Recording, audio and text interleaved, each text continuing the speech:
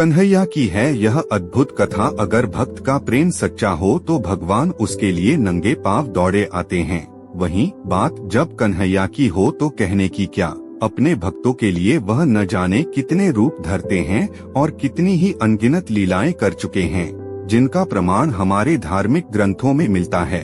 ऐसी ही एक रोचक कथा है जब कन्हैया ने अपने भक्त के लिए एक अनोखा काम किया। वीडियो में आगे बढ़ने से पहले चैनल को सब्सक्राइब कर लें और कमेंट बॉक्स में जय श्री कृष्ण लिख दे। तो आइए जानते हैं इस बारे में विस्तार से। पौराणिक कथा के अनुसार एक बार की बात है, किसी नगर में एक राजा ने एक मंदिर बनवाया जिसमें श्री कृष्ण की एक मूर्ति भी रखवाई, लेकिन उसकी कभी पूजा नहीं की। पूजा करने के लिए मंदिर में एक पुजारी को रखा गया। पुजारी नियमित कन्हैया जी को नहलाता और बड़ी ही श्रद्धा भाव से उनकी पूजा अर्चना करता। राजा भी रोज कान्हा जी के लिए एक फूलों की माला भेज देता था और जब वह दर्शन करने आता तो पुजारी उस माला को उतारकर राजा को पहना देता। ऐसा करते करते पुजारी की भी उम्र बीत चुकी थी। एक दिन किसी वजह से राजा नहीं आ सका तो उसने एक सेवक के हाथ मंदिर में माला पहुंचा दी और कहलवाया दिया कि आज वह मंदिर नहीं आएगा, इसलिए पुजारी उसका इंतजार न करें। इतना कहकर सेवक चला गया। पुजारी ने हमेशा की तरह कन्हैया जी को माला पहना दी, लेकिन जब शाम हुई तो पुजारी यह सोचने लगा, माला उतारकर किसे पहनाई जाए। उसने सोचा क्यों न ये माला आज मैं ही पहन लूं, वैसे भी मेरी उम्र हो चली है, जीवन का क्या पता कब खत्म हो जाए। इतना सोचकर पुजारी ने माला उतारकर अपने गले में डाल ली, लेकिन इतने में ही सेवक आ गया और उसने बताया कि राजा की सवारी मंदिर में पहुंचने वाली है। राजा की सवारी आने की बात जब पुजारी ने सुनी तो वह डर गया।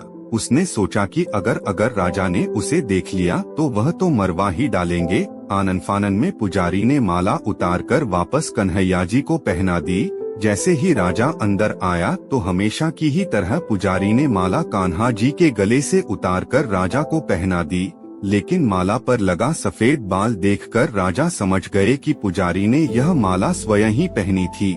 बस फिर क्या था, राजा क्रोधित हो उठे और उन्होंने गुस्से में पुजारी से पूछा कि माला पर सफेद बाल कहाँ से आया।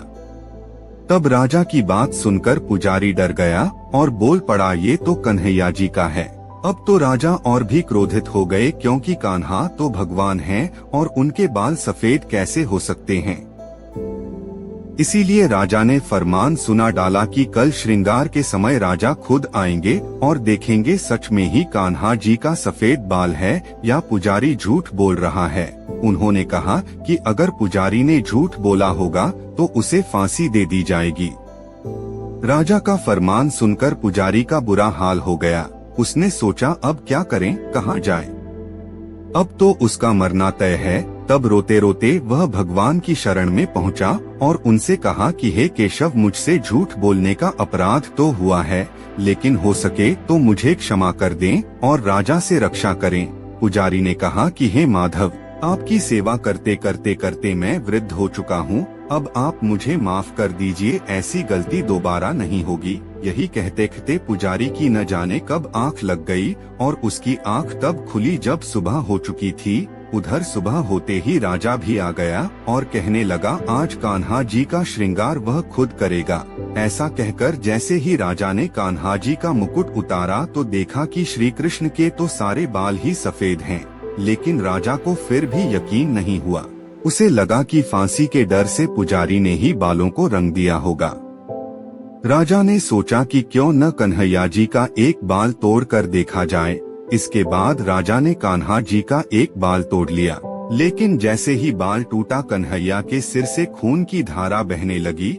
यह देखकर राजा भगवान के चरणों में गिरकर माफी मांगने लगा। तभी श्री कृष्ण की मूर्ति से आवाज आई, हे राजन, तुमने मुझे केवल मूर्ति मात्र ही समझा, इसलिए आज से मैं तुम्हारे लिए केवल मूर्ति मात्र ही रहूंगा। लेकिन पुजारी ने सच्चे मन और पूरी श्रद्धा से मेरी भक्ति की है, इसलिए उसकी अनन्य भक्ति को देखकर मुझे अपने बाल सफेद करने पड़े। कन्हैया जी ने कहा कि भक्ति में कभी भी संशय नहीं होना चाहिए और सच्चे भक्त की लाज तो मैं कभी जाने ही नहीं देता। सभी लोग बोलिए जय श्री कृष्ण गोविंद हरे मुरारी। मिलते हैं अब नेक्स्ट वीडियो में।